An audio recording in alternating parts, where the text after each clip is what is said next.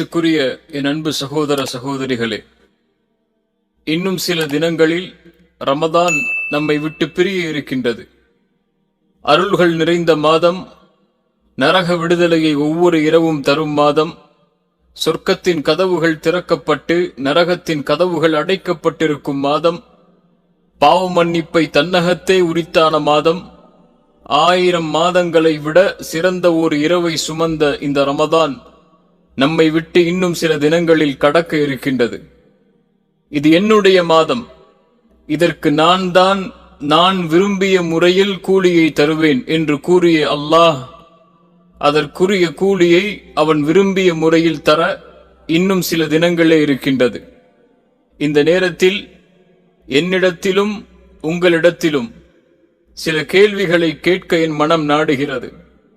இதில் உண்மை கூறுபவர்கள் யார், பொய் கூறுபவர்கள் யார் என்பதை அல்லாஹ்வே அறிந்தவன்.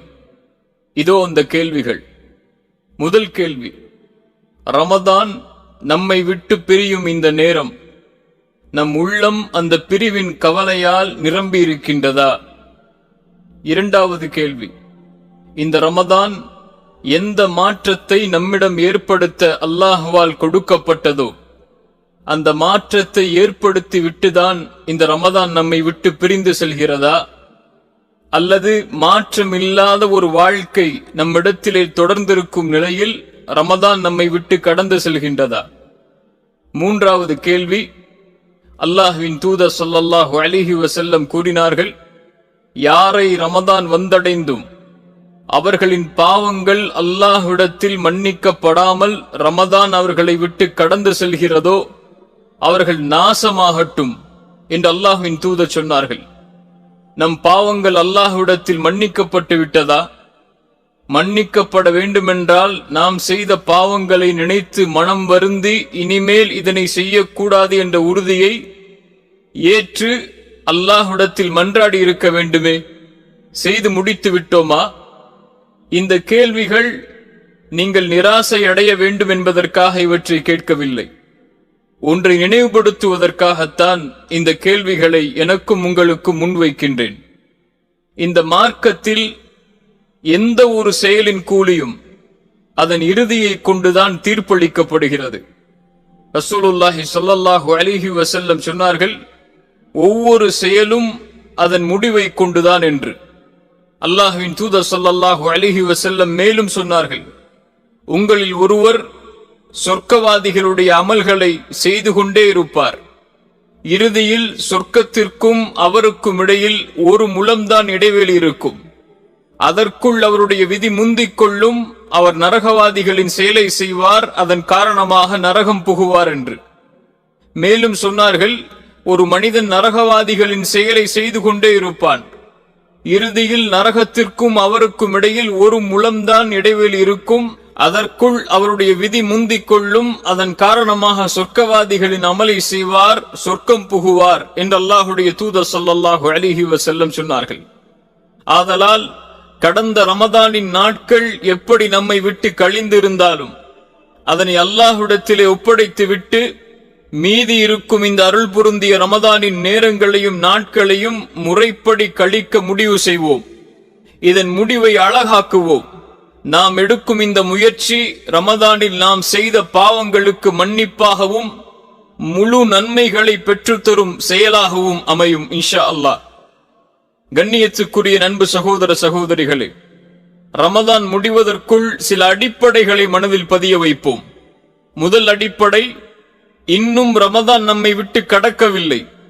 இன்னும் சில நாட்கள், ஏன் சில நிமிடங்கள் கூட இருக்கலாம்.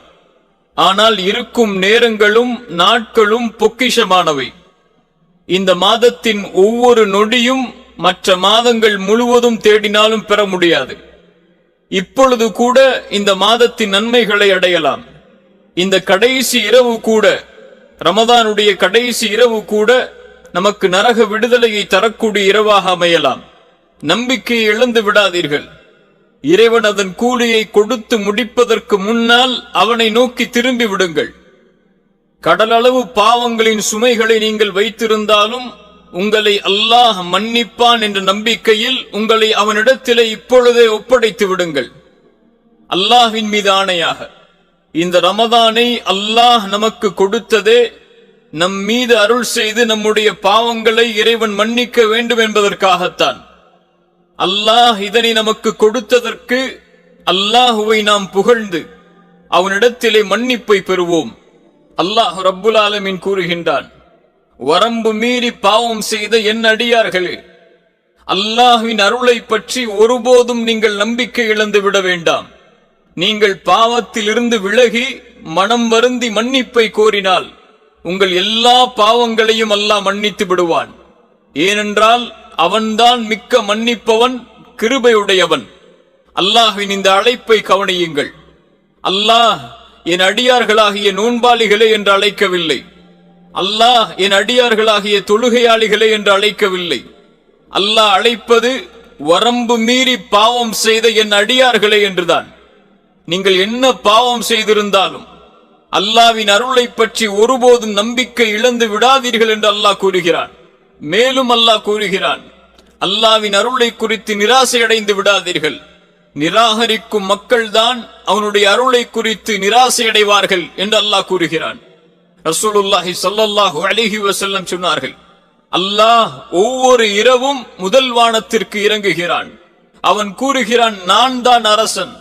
யாரேனும் பாவ மன்னிப்பை தேடினால் அவரை நான் மன்னிக்கிறேன் என்று. ரமதான் முடிந்து விடலாம் கண்ணியத்துக்குரியவர்களே, ஆனால் அல்லாஹ்வின் அருளுக்கு முடிவில்லை. நம் உயிர் பிரியும் வரை அவனிடத்தில் பாவ மன்னிப்பின் வாசல் திறந்தே இருக்கிறது. ரசூலுல்லாஹி ஸல்லல்லாஹு அலைஹி வஸல்லம் சொன்னார்கள், வல்லமையும் மாண்பு மிக்க அல்லாஹ் கூறுகிறான், என்னை குறித்து என் அடியான் எப்படி நினைக்கின்றானோ அப்படியே நான் அவனிடம் நடந்து கொள்வேன். அவன் என்னை நினைவு கூறும் போது அவனுடன் நான் இருப்பேன். அவன் தனது உள்ளத்தில் என்னை நினைவு கூர்ந்தால் நான் எனது உள்ளத்தில் அவனை நினைவு கூறுவேன். என்னை ஒரு சபையில் அவன் நினைவு கூர்ந்தால் அவன் நினைவு கூறக்கூடிய சபையை விட அழகிய சபையில் நான் அவனை நினைவு கூறுவேன். அவன் என்னை ஒரு சாணளவு நெருங்கினால் நான் முழமளவு நெருங்குவேன். அவன் முழமளவு நெருங்கினால் 2 கைகளின் நீட்டளவு நான் நெருங்குவேன். என்னை நோக்கி அவன் நடந்து வந்தால் நான் ஓடிச் செல்வேன் என்று அல்லாஹ் கூறுவதாக அல்லாஹுடைய தூதர் ஸல்லல்லாஹு அலைஹி வஸல்லம் சொன்னார்கள். மேலும் அல்லாஹ்வுடைய தூதர் ஸல்லல்லாஹு அலைஹி வஸல்லம் சொன்னார்கள், பகலில் பாவம் செய்தவர் பாவ மன்னிப்பை செய்து மீள்வதற்காக இரவில் அல்லாஹ் தன்னுடைய கரத்தை விரிக்கிறான். இரவில் பாவம் செய்தவர் பாவ மன்னிப்பை செய்து மீள்வதற்காக பகலில் இறைவன் தன்னுடைய கரத்தை விரிக்கிறான் என்று அல்லாஹுடைய தூதர் ஸல்லல்லாஹு அலைஹி வஸல்லம் சொன்னார்கள். மேலும் அல்லாஹ்வுடைய தூதர் ஸல்லல்லாஹு அலைஹி வஸல்லம் அவர்கள் சொன்னார்கள், ஒரு அடியான் பாவம் செய்து தன்னிடத்திலே திரும்பி வரும் பொழுது அல்லாஹ் எல்லையற்ற மகிழ்ச்சி அடைகிறான். எப்படி என்றால், ஒரு பொட்டல் பூமியில் தனது வாகனத்தில் ஒருவர் பயணம் செய்கிறார். திடீரென்று அவருடைய வாகனம் காணாமல் போய்விடுகிறது. அதில் தான் அவருடைய உணவும் பானமும் இருக்கின்றது. இனிமேல் அந்த வாகனம் கிடைக்கப் போவதில்லை என்று நம்பிக்கை இழந்து விடுகிறார். பிறகு ஒரு மரத்தருகே வந்து அந்த நிழலில் ஓய்வெடுக்கிறார். தனது வாகனம் கிடைக்கும் என்ற நம்பிக்கையே அவருக்கு இல்லை. இந்த நிலையில் திடீரென்று அவருடைய வாகனம் அவருக்கு முன்னால் இருக்கின்றது. உடனடியாக அதன் கடிவாளத்தை கையில் எடுத்துக்கொண்டு மகிழ்ச்சி பெருக்கோடு கூறுகிறார், யா அல்லாஹ், நீதான் என் அடிமை, நான் தான் உன் எஜமானன் என்று. அவர் அடைந்த எல்லையற்ற மகிழ்ச்சியால், உயிர் போய் கிடைத்த அந்த மகிழ்ச்சியால் அவர் வார்த்தை தடுமாறி விடுகிறது. அதுபோல்தான் எப்படி இந்த அடியான் தொலைத்த வாகனம் தொலைத்த உணவு கிடைத்த போது தன் உயிரே திரும்பி வந்ததை போன்று மகிழ்ச்சி அடைந்து அந்த மகிழ்ச்சியில் என்ன வார்த்தை பேசுகிறோம் என்று கூட தெரியாமல் தவறுதலாக வார்த்தையை வெளிப்படுத்துகிறாரோ, இந்த அடியான் அடையக்கூடிய மகிழ்ச்சியை விட அல்லாஹ் ரப்புல் ஆலமீன் பாவம் செய்த அடியான் தன்னை நோக்கி திரும்பி வரும்போது மகிழ்ச்சி அடைகிறான் என்று அல்லாஹுடைய தூதர் ஸல்லல்லாஹு அலைஹி வஸல்லம் சொன்னார்கள். கண்ணியத்துக்குரியவர்கள், ரமதானின் இறுதி நாட்களை நெருங்கக்கூடிய நாம் நம்மிடத்திலே இந்த ரமதானில் நன்மைகள் இருந்தால் அல்லாஹ்வை புகழ்வோம். பாவங்கள் இருந்தால் எதுவாயினும், அது எதுவாக இருந்தாலும், எவ்வளவு எண்ணிக்கையுடையதாக இருந்தாலும் அல்லாஹ்விடத்திலே மனமுருகி மன்னிப்பை தேடுவோம். அல்லாஹ் எம்முடைய பாவங்களை நிச்சயமாக மன்னிப்பான். இரண்டாவது அடிப்படை, ரமதானில் செய்த அமல்கள் அல்லாஹ்விடத்தில் அங்கீகரிக்கப்படுமா என்ற பயம் உள்ளத்திலே இருக்க வேண்டும். ஒரு அடியான் எந்த ஒரு செயலை செய்தாலும் அந்த செயல் அல்லாஹ்விடத்திலே அங்கீகரிக்கப்பட வேண்டும் என்ற ஆதரவும் பயமும் அவன் உள்ளத்திலே குடிகொண்டிருக்க வேண்டும்.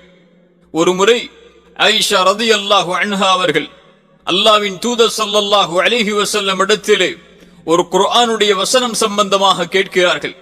அல்லாஹ் கூறுகிறான், எவர்கள் தங்களுக்கு இயன்ற வரையில் தானம் கொடுப்பதுடன் அவர்களுடைய உள்ளங்கள் நிச்சயமாக தாங்கள் இறைவனிடம் செல்வோம் என்று பயந்து கொண்டிருக்கும் என்ற வசனத்தை ஓதிவிட்டு, அல்லாஹ்வின் தூதரே, தானம் செய்துவிட்டு இறைவன் மீது பயம் கொள்ளும் இவர்கள் விபச்சாரம் செய்வார்களா, மது அருந்துவார்களா, திருட்டு போன்ற காரியங்களில் ஈடுபடுவார்களா, அதனால் தான் அந்த பயமா என்று பொருள்பட கேட்டார்கள்.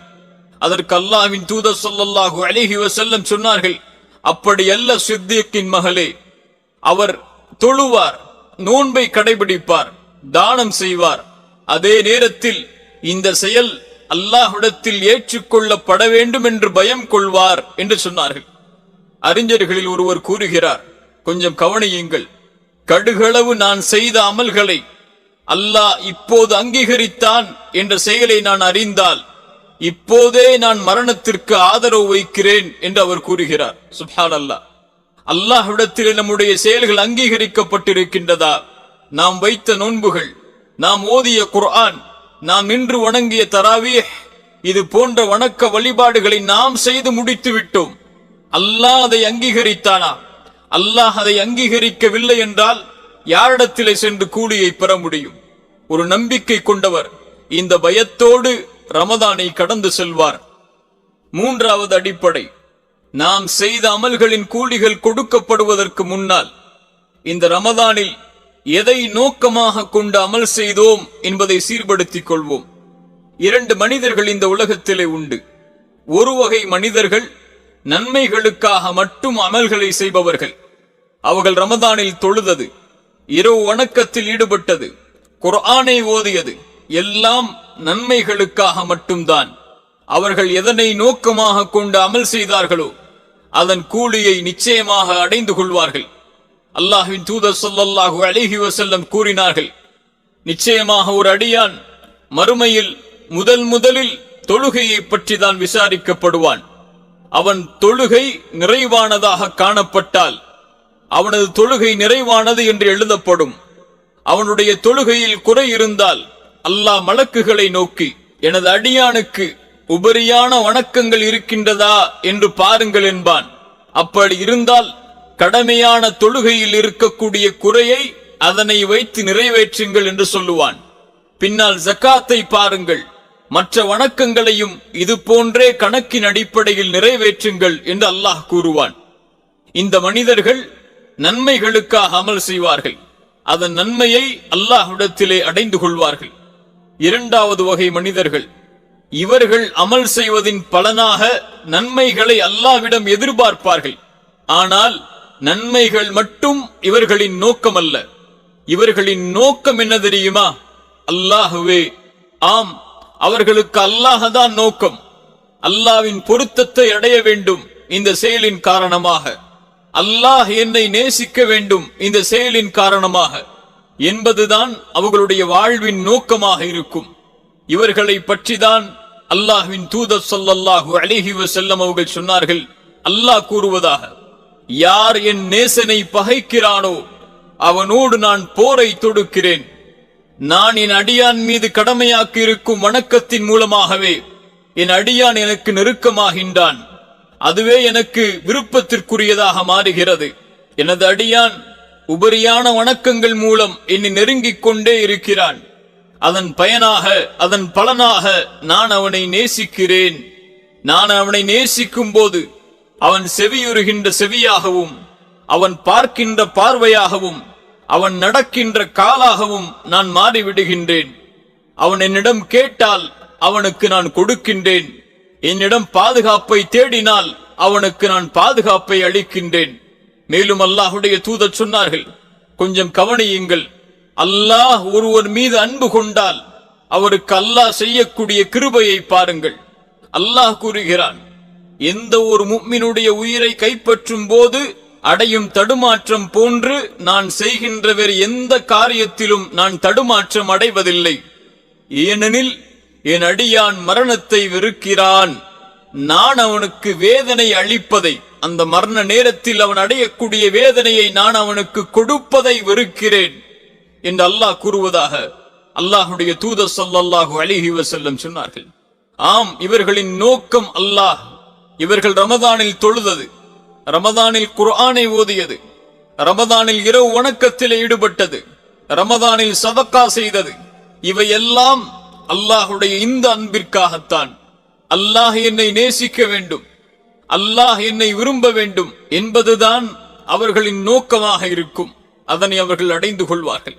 நீங்கள் எதற்காக அமல் செய்தீர்கள்? நன்மைகளுக்காக மட்டுமா?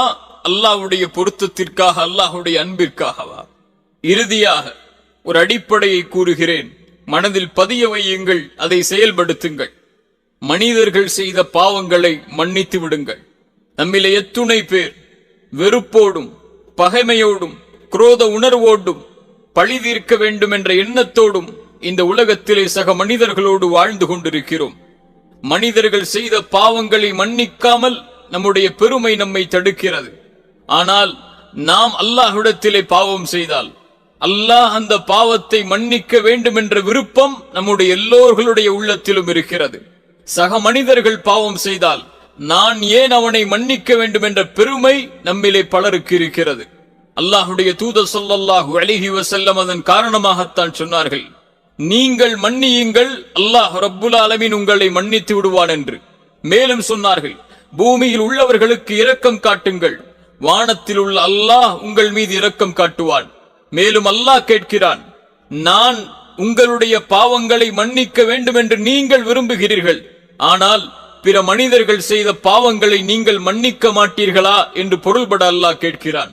கண்ணியத்துக்குரியவர்களே, மனிதர்கள் மீதுள்ள வெறுப்போடும் பகைமையோடும் குரோத உணர்வோடும் இந்த உலகத்திலிருந்து நாம் எதனை எடுத்துச் செல்லப் போகிறோம்? அதனால் மனிதர்கள் செய்த பாவங்களை மன்னித்து விடுங்கள். யாருக்காவது நீங்கள் பாவம் செய்திருந்தால், யாருடைய உள்ளத்தையாவது காயப்படுத்தி இருந்தால் அவர்களிடத்திலே மன்னிப்பை தேடுங்கள். அவர்கள் உங்களை மன்னித்தால் தான் அல்லாஹ் ரப்புல் ஆலமீன் நாளை மறுமையில் மன்னிப்பான். மனிதர்களிடத்தில் இரக்க குணத்தோடு நடந்து கொள்ளுங்கள். இந்த அடிப்படைகளோடு இந்த ரமதானை நாம் கழித்தால், ரமதான் நம்மை விட்டு கடந்தால், அல்லாஹ் ரப்புல் ஆலமீன் இந்த ரமதானை ஏற்றுக்கொள்ளப்பட்ட ரமதானாக அல்லாஹ் ஆக்குவான். இறுதியாக சில வார்த்தைகளை கூறி இந்த அறிவுரையை உங்களுக்கும் எனக்கும் சமர்ப்பிக்கின்றேன். பெருநாள் என்பது ரமதான் மாதத்தை கடந்து புதிய ஆடைகளை அணிந்து கொண்டாடுவது மட்டுமல்ல. ஒரு இறை நம்பிக்கை கொண்டவருக்கு பெருநாள் என்பது அல்லாஹ்வின் மன்னிப்பை பெறும் நாளே. இதை உணர்ந்து பின்வரும் அரபிய வார்த்தைகளை கொஞ்சம் ஒரு முறை அல்லாஹ்விடத்தில் கூறி பாருங்கள். என் இறைவா, பாவங்களை விட்டு விலகிய புதிய நிலையில் உன்னிடம் திரும்பி வருகின்றேன். உன்னிடம் நான் எவ்வாறு திரும்பி வர வேண்டும் என்று என் இறைவனாகிய நீ விரும்புகின்றாயோ அவ்வாறே. மேலும் என் பாவ மன்னிப்பை நீ ஏற்றுக்கொள்வாய் என்றும், அதன் காரணமாக சொர்க்கத்தையும் உன்னை சந்திக்கும் வாய்ப்பையும் எனக்கு தருவாய் என்றும் நான் ஆதரவு கொள்கின்றேன். என் இறைவா, உனக்கு நான் பாவம் செய்கிறேன், நீயோ எனக்கு தவணை அளிக்கின்றாய். நான் அந்த பாவங்களில் பிடிவாதமாக இருந்த போதிலும் நீயோ அதை மறைக்கின்றாய். என் இறைவா, நீ பாவங்களை மன்னிக்க கூடியவன், நீ அன்பு காட்டக்கூடியவன். எல்லா படைப்புகள் மீதும் மேலும் எல்லா அடியார்கள் மீதும் நீ கருணை உள்ளவனாக இருக்கின்றாய். என் இறைவா, அழுத நிலையில் உன்னை நோக்கி வருகின்றேன். மனம் வருந்திய நிலையில் என் கண்ணீர் அதிகரித்துக் கொண்டே இருக்கின்றது. நீதான் உன் வசனத்தில் உன் அருளில் நம்பிக்கை இழக்காதீர் என்று கூறியிருக்கின்றாய். மேலும் நீ என்னை மன்னிக்கும் நாளே நான் மகிழ்ச்சி அடையும் நாளாகும். என் இறைவா, என் கடந்த கால எல்லா பாவங்களையும் விட்டு விலகி விடுகின்றேன். உன் பொருத்தத்தை மேலும் உன் சொர்க்கத்தை நாடி உன்னை நோக்கி வந்து விடுகின்றேன்.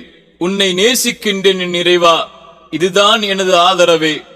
அல்லாஹ்விடத்திலே இந்த வார்த்தைகளை கூறி மன்னிப்பை தேடுங்கள். அல்லாஹ் ரப்புல் ஆலமீன் நம்முடைய எல்லா பாவங்களையும் மன்னிப்பானாக. அல்லாஹுடைய தூதர் ஸல்லல்லாஹு அலைஹி வஸல்லம் பின்வரும் பிரார்த்தனைகளை கூறி அல்லாஹ்விடத்திலே பாவ மன்னிப்பை தேடுமாறு எமக்கு ஏவினார்கள். அல்லாஹுடைய தூதர் ஸல்லல்லாஹு அலைஹி வஸல்லம் அவர்கள் சொன்னார்கள், யா அல்லாஹ், நீயே என் எஜமானன், உன்னை தவிர வணக்கத்துக்குரியவன் யாரும் இல்லை. நீதான் என்னை படைத்தாய், நான் உன் அடிமை. உனது உடன்படிக்கையின்படியும் வாக்குறுதியின்படியும் என்னால் இயன்றவரை நடப்பேன். நான் செய்த தீமையை விட்டு உன்னிடம் பாதுகாப்பை தேடுகிறேன். நீ எனக்கு செய்த அருளோடும் நான் செய்த பாவத்தோடும் உன்னிடம் மீள்கிறேன். எனவே என்னை மன்னிப்பாயாக. உன்னை தவிர யாரும் என்னுடைய பாவங்களை மன்னிக்க முடியாது. என் இறைவா, என் தவறையும் என் அறியாமையையும் எனது காரியங்கள் அனைத்தையும், நான் வரம்பு மீறியதையும், என்னிடம் இருந்து ஏற்பட்டதாக நீ அறிந்த அனைத்தையும் மன்னித்து விடுவாயாக. இறைவா, எனது தவறுகளையும் வேண்டுமென்றே செய்ததையும் அறியாமல் செய்ததையும் விளையாட்டாக செய்ததையும் மன்னிப்பாயாக. இறைவா, நான் முந்தி செய்ததையும் பிந்தி செய்ததையும் ரகசியமாக செய்ததையும் வெளிப்படையாக செய்ததையும் மன்னிப்பாயாக. நீயே முற்படுத்துபவன், நீயே பிற்படுத்துபவன், நீயே அனைத்து பொருட்களின் மீதும் ஆற்றல் உள்ளவன். அகூலு கௌலி ஹாதா அஸ்தக்ஃபிருல்லாஹ் லீ வலக்கும்.